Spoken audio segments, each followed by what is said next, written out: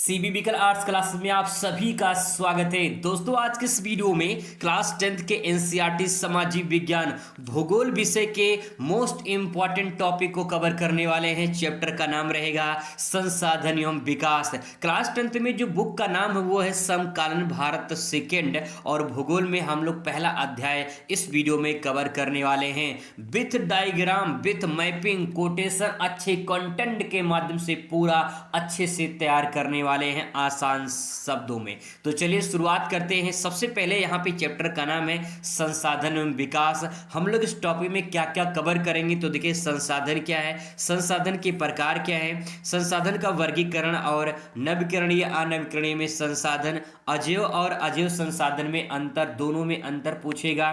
सतत पुष्ट विकास क्या होता है, भू संसाधन के बारे में, भू निम्नीकरण के बारे में, और मृदा संसाधन का वर्गीकरण, मृदा संसाधन के बारे में पूरा डिटेल में इस चैप्टर में अध्ययन करने वाले हैं।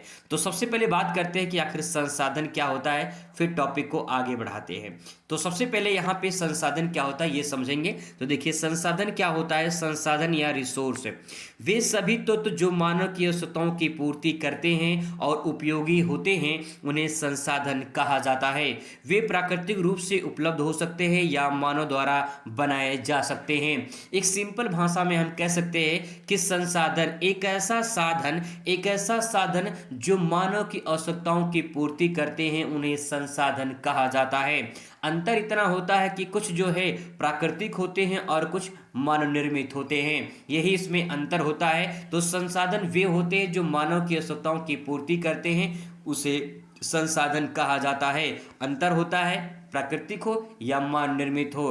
तो अब सवाल यहाँ पे कि संसाधन के वर्गीकरण को यह संसाधन के प्रकार को दो भागों में बांट सकते हैं। एक आपका प्राकृतिक संसाधन, दूसरा मानव निर्मित संसाधन। एक संसाधन इसमें और जुड़ता है जिसे मानव संसाधन कहा जाता है। पूरी पृथ्वी पर देखा जाए तो सबसे बड़ा संसाधन मानव ही है, क्योंकि मानव अपने बौद्धिक और शारीरिक क्षमता के आधार पर किसी काम को आसान बनाता है। प्राकृतिक संसाधन नाम से ही स्पष्ट है, इसमें प्रकृति द्वारा निर्मित होती है, और मानव निर्मित संसाधन वे होते हैं जो मानव द्वारा निर्मित होते हैं, और मानव अपने आप में एक संसाधन है। ठीक है, आगे और बढ़ाते हैं टॉपिक को। तो यहाँ पे एक एक करके डिटेल में समझने का प्रयास करेंगे। आखिर प्राकृतिक संसाधन क्या होता है, इसको डिटेल में समझते हैं। सबसे पहले बात करते हैं वे संसाधन जो प्रकृति से प्राप्त होते हैं और मानव जीवन के लिए उपयोगी होते हैं, प्राकृतिक संसाधन कहलाते हैं। बात करें उदाहरण के तौर पे, जैसे जल है, जल में नदियां, झील, वर्षा का पानी, ये सब सभी प्राकृतिक संसाधन के अंतर्गत आते हैं। वहीं अगर भूमि की बात करें तो भूमि पर कृषि योग्य भूमि है, मिट्टी है, मैदान है, और पठार पर्वत, ये सब भूमि के अंतर्गत आ जाएंगे। खनिज तत्व की बात करें, इसमें लोहा है, तांबा है, कोयला है, बॉक्साइट है, एल्युमिनियम है, और न जाने कितने खनिज तत्व पाए जाते हैं जो प्रकृति रूप से उपलब्ध होते हैं। वनस्पति की बात करें तो पेड़ पौधे, घास, झाड़ियाँ, ये सब वनस्पति के अंतर्गत आते हैं जो कि प्राकृतिक संसाधन होते हैं। जीव जंतु की बात करें तो जो विभिन्न प्रकार की जीव जंतु है वो सभी प्राकृतिक संसाधन के अंतर्गत आते हैं। ऊर्जा स्रोत की बात करें तो सूर्य की किरणें या सूर्य से प्राप्त होने वाली ऊर्जा और पवन ऊर्जा, ये सब ऊर्जा के स्रोत माने जाते हैं जो कि नेचुरल होते हैं। ये तो बात हो गई प्राकृतिक संसाधन के बारे में। यहाँ पे एग्जाम्पल के माध्यम से आप इसे समझ सकते हैं। बात करते हैं यहाँ मानव निर्मित संसाधन के बारे में। तो नाम से स्पष्ट है, मानव निर्मित संसाधन यानी वे संसाधन जो मानव द्वारा बनाए जाते हैं। एग्जाम्पल के तौर पे कुछ भी आप ले सकते हैं जो मानव द्वारा निर्मित किए गए हैं। भवन, मकान, स्कूल, अस्पताल, मशीनों में कार, कंप्यूटर, फैक्ट्री के उपकरण जो होते हैं, ये सब, सड़क, पुल, ये सब जो है इसके अंतर्गत आते हैं। सिंचाई के साधन, नहरें हैं, डैम हैं, ये सब जो है मानव निर्मित संसाधन के अंतर्गत आते हैं। वही बात करें जो है मानव संसाधन के बारे में, तो अपने आप में मानव खुद एक संसाधन है। वे लोग जो ज्ञान, कौशल और मेहनत से संसाधन को बेहतर उपयोग करते हैं, उन्हें मानव संसाधन कहा जाता है। एक शिक्षक है, शिक्षा प्रदान करने के लिए अपना ज्ञान कौशल उपयोग करता है। डॉक्टर चिकित्सा सेवा के लिए, वैज्ञानिक नई तकनीकों के विकास के लिए, किसान फसल उत्पादन के लिए। तो इस प्रकार से हम कह सकते हैं कि मानव अपने आप में एक बहुत बड़ा संसाधन है। आगे देखते हैं यहाँ पे संसाधन का वर्गीकरण करते हैं। तो संसाधन जो है यहाँ पे दो प्रकार से उसको वर्गीकरण किया जा सकता है, एक प्राकृतिक, दूसरा मानवीय। इसमें जो दो मोस्ट इंपॉर्टेंट है वो है नवीकरणीय योग और दूसरा है अनवीकरणीय योग। इसको थोड़ा सा और डिटेल में समझते हैं तो यहाँ पे आपको आसानी से समझ में आ जाएगा। संसाधन का वर्गीकरण में एक होता है नवीकरणीय, एक होता है अनवीकरणीय संसाधन। अगर इसको डिटेल में समझे तो यहाँ पे समझ जाइए। देखिए लिखा है सेंटेंस, यहाँ पे लिखा है नवीकरणीय, ठीक है। तो नवी का मतलब होता है यहाँ पे नया, ठीक है, नया, और करणीय मतलब होता है करना, जिसको हम नया कर सकते हैं, जिसको हम नया बना सकते हैं, जिसको हम पुनः प्राप्त कर सकते हैं, उसे नवीकरणीय संसाधन कहा जाता है। यानी एक ऐसा संसाधन है जिसको हम पुनः प्राप्त कर सकते हैं, उसे नवीकरणीय संसाधन कहा जाता है। इसके बाद देखिए एक छोटा सा ट्रिक आप ध्यान रखिएगा, जब किसी शब्द के आगे छोटा आ लग जाए ना, छोटा आ, तो ध्यान रखिएगा 99% केसेस में उस शब्द में नहीं छुपा होता है। जैसे मैं बात करूं, यहाँ पे मैं एक सेंटेंस लिख रहा हूं सफल, तो यहाँ पे सफल का मतलब ये होता है कि भैया सफल हो चुके हैं, उत्तीर्ण हो चुके हैं, पास हो चुके हैं। लगन अगर इसके आगे यहाँ पे छोटा आ लगा दिया जाए तो असफल हो जाएगा, मतलब वो पास नहीं हुए हैं, वो सफल नहीं हुए हैं। तो जब आ लग जाए तो समझ जाना नकारात्मक नहीं छुपा हुआ है। अगर हम यहाँ पे नया बना सकते हैं तो यहाँ पे देखिए छोटा आ लग गया है, इसका मतलब यहाँ पे नया नहीं बना सकते हैं। तो ऐसा संसाधन जिसको हम पुनः प्राप्त नहीं कर सकते हैं, ऐसे संसाधन जिसको हम पुनः उपयोग नहीं कर सकते हैं, उसे अनवीकरणीय संसाधन कहा जाता है। एग्जाम्पल के तौर पे कुछ यहाँ पे बातें हैं, इसको समझ लेते हैं। नवीकरणीय संसाधन जो होते हैं, जैसे सौर ऊर्जा है, पवन ऊर्जा है, जल ऊर्जा है, भूतापीय ऊर्जा है, इन सब ऊर्जा को नया प्राप्त कर सकते हैं, नया बना सकते हैं। नवीकरणीय में जैसे है कोयला है, पेट्रोलियम है, प्राकृतिक गैस है, ताप है, ये सब जो है पुनः प्राप्त नहीं कर सकते हैं। अगर एक बार खत्म हो जाती है, इसको पुनः प्राप्त करने के लिए हजारों साल लग जाते हैं। ये समझते हैं कि ये नवीकरणीय नहीं बल्कि अनवीकरणीय ऊर्जा स्रोत के अंतर्गत आता है, ठीक है। आगे इसमें डिटेल में समझते हैं कि नवीकरणीय संसाधन क्या होता है, ताकि जो है इससे डिटेल में आप समझ पाए, क्योंकि मोस्ट इंपॉर्टेंट क्वेश्चन है, यहां से एग्जाम में सवाल बनते हैं।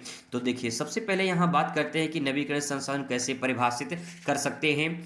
वे संसाधन जो प्रकृति के माध्यम से पुनः भर सकते हैं या पुनः प्राप्त कर सकते हैं और जिनका उपयोग करने से वे समाप्त नहीं होते हैं, उन्हें नवीकरणीय संसाधन कहा जाता है। वे संसाधन समय के साथ फिर से उत्पन्न हो सकते हैं, बशर्ते इनका अत्यधिक दोहन ना किया जाए। जैसे जल है, तो पीने योग्य पानी जो पूरे अर्थ पे देखा जाए तो वो 0.01% है, इतना कम पानी है। लेकिन इसका भी अगर अंधाधुंध उपयोग किया जाएगा तो आने वाले दिनों में पानी की और ज़्यादा दिक्कत हो सकती है। वैसे भी राजस्थान, मध्य प्रदेश, महाराष्ट्र ऐसे कुछ बेल्ट हैं जहाँ पे गर्मी के मौसम में बहुत ज़्यादा दिक्कत होती है स्वच्छ पानी के लिए। तो इस प्रकार से कुछ ऐसी चीज़ें हैं जिनका अत्यधिक दोहन ना किया जाए। तो यहाँ पे सबसे पहले एग्जाम्पल में देखते हैं सौर ऊर्जा। सूर्य से प्राप्त होने वाली ऊर्जा सौर ऊर्जा कहलाती है, जो सौर पैनल के माध्यम से बिजली उत्पादन किया जाता है। तो अगर एक बार सौर ऊर्जा खत्म हो जाती है, पुनः जो है उसे प्राप्त किया जा सकता है। पवन ऊर्जा की बात करें, विंड एनर्जी, तो हवा की गति से उत्पन्न ऊर्जा जिसका उपयोग बिजली के उत्पादन में किया जाता है, एक बार खत्म होने पर पुनः प्राप्त किया जा सकता है। तो पवन ऊर्जा इस प्रकार से ध्यान रखिएगा। नेक्स्ट है इसके बाद जल ऊर्जा।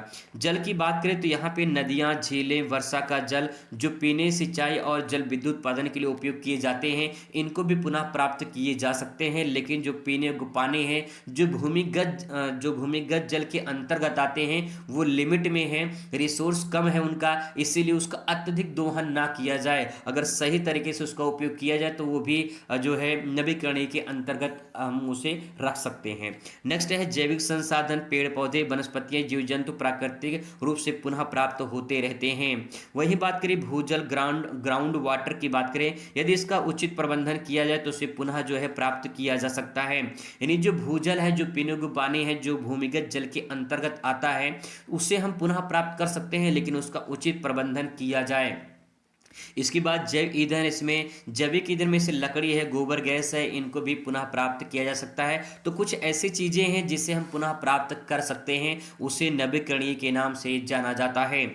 आगे बात करते हैं यहाँ पे अनवीकरणीय संसाधन। तो यहाँ पे देख पाएंगे नवीकरणीय संसाधन वे होते हैं जो सीमित मात्रा में उपलब्ध होते हैं, जिनका पुनर्भरण प्राकृतिक रूप से बहुत धीमी गति से होता है और इनका अत्यधिक दोहन किया जाए तो ये समाप्त हो जाते हैं, दोबारा उपलब्ध नहीं हो सकते हैं। वही बात यहाँ पे कहा गया है, तो एग्जाम्पल के माध्यम से यहाँ पे इसको समझ सकते हैं। कुछ ऐसे खनिज संसाधन हैं जिसको हम पुनः प्राप्त नहीं कर सकते हैं, जैसे कि लौह अयस्क है, कोयला है, पेट्रोलियम है, प्राकृतिक गैस है। इसको पुनः प्राप्त करने के लिए लाखों साल लग जाते हैं। तो इस प्रकार से हम कह सकते हैं कि ये पुनः जो है प्राप्त नहीं किया जा सकता है। ठीक है, आगे दोस्तों बात करते हैं, टॉपिक को और डिटेल में समझने का प्रयास करेंगे। तो यहाँ पे संसाधन के वर्गीकरण को और समझते हैं। तो यहाँ पे इसको दो भागों में बांटा गया है, जैव और अजैव संसाधन में। डिफरेंस पूछ सकता है, अंतर पूछ सकता है कि जैव और अजैव संसाधन में क्या अंतर होता है। तो जैसे मैंने नवीकरणीय अनवीकरणीय बताया था, वैसे आप इसे समझने का प्रयास करेंगे।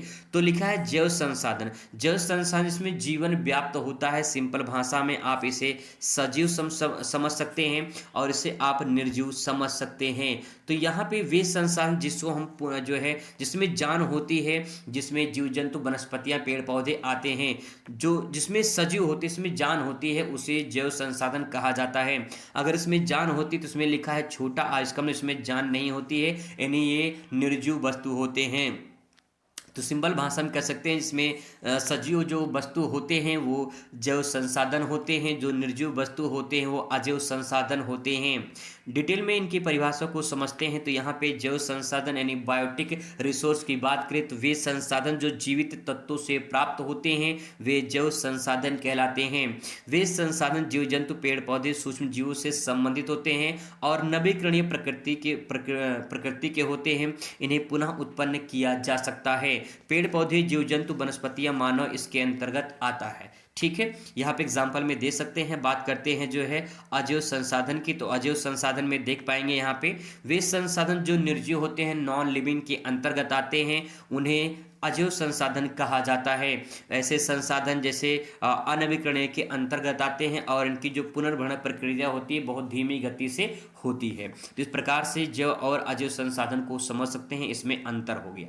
ठीक है, इसके बाद तो यहाँ बात करते हैं और इंपॉर्टेंट क्वेश्चन आपके एग्जाम में पूछा जाता है, सतत पोषणीय विकास सस्टेनेबल डेवलपमेंट क्या होता है। सस्टेनेबल डेवलपमेंट की बात करें, सतत पोषणीय विकास क्या होता है, तो एक एग्जाम्पल के माध्यम से समझेंगे, पूरा डिटेल में आपको समझ में आ जाएगा। देखिए, सतत मतलब क्या होता है, कंटिन्यूटी यानी जो चलता रहे प्रक्रिया। ठीक है, और पोषण यानी जो हम उपयोग करते हैं अपने जीवन यापन के लिए वो संसाधन, और ऐसा संसाधन हम उपयोग करें कि वो आने वाले दिनों में उसका जो है उपयोग आने वाली पीढ़ी भी कर सके।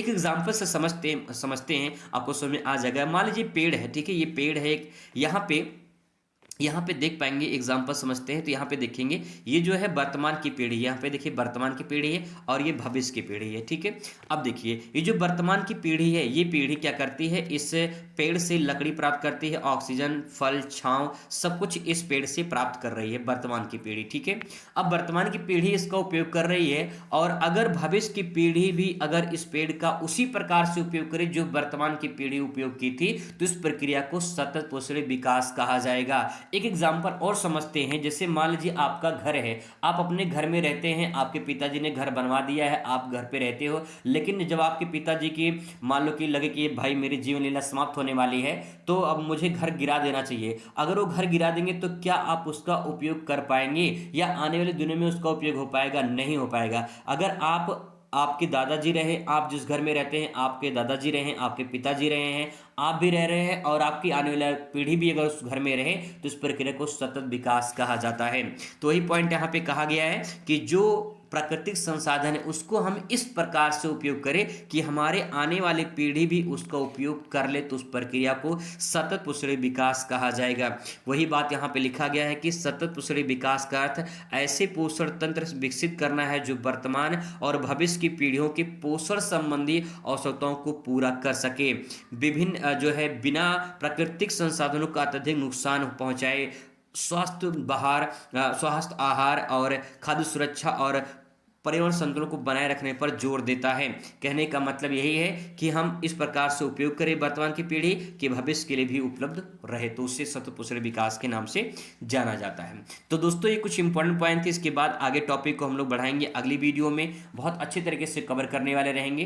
तो मुलाकात करते हैं अगली वीडियो में। Thanks for watching.